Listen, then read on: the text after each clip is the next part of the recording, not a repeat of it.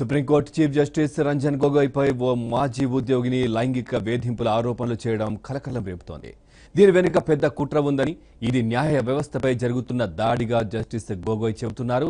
మరోవైపు ఇలాంటి ఆరోపణలు చేసిన మహిళకు నేర చరిత్ర ఉన్నట్లు supreme court solicitor general Tushar Mehta ప్రకటించారు.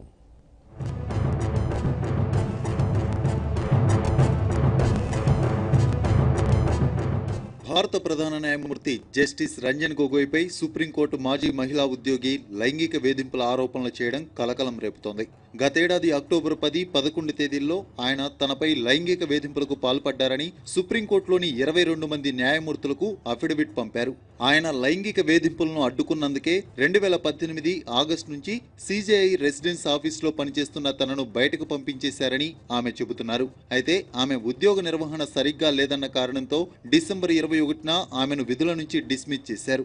ఆమెను తొలగించిన తర్వాత జరిగిన పరిణామాలను సైతం ఆమె తన లేఖలో సుదీర్ఘంగా పేర్కొన్నారు.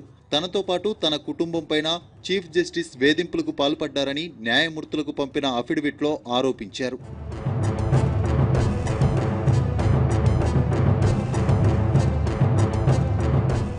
తనపై వస్తున్న లైంగిక వేధింపుల ఆరోపణలను భారత ప్రధాన న్యాయమూర్తి జస్టిస్ రంజన్ గొగోయ్ కొట్టిపారేశారు. ఆ ఆరోపణలన్నీ నిరాధారమని, ఇలాంటి చర్యలతో న్యాయ వ్యవస్థ స్వతంత్రత పెను ప్రమాదంలో పడిందని జస్టిస్ గొగోయ్ ఆవేదన వ్యక్తం చేశారు.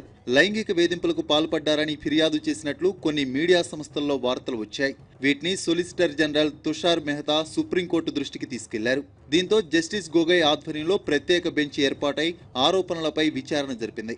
ఈ ఆరోపణల వెనుక పెద్ద శక్తులే ఉన్నాయని జస్టిస్ గొగోయ్ ఆరోపిస్తున్నారు. సిజేఐ కార్యాలయాన్ని అస్థిరపరిచేందుకు కుట్రలు చేస్తున్నారని అనుమానం వ్యక్తం చేశారు. ఎలాంటి భయం లేకుండా విధులను నిర్వర్తిస్తానని ప్రకటించారు.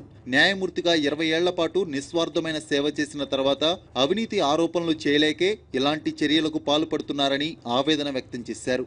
ఈ చర్యలతో న్యాయ వ్యవస్థ స్వతంత్రత పెను ప్రమాదంలో పడిందని, ఇలాంటి నిరాధార ఆరోపణలతో న్యాయ వ్యవస్థపై ప్రజలకున్న విశ్వాసం తగ్గిపోతుందని గొగోయ్ అన్నారు. న్యాయ వ్యవస్థను బలిపశువును చేయకూడదన్నారు.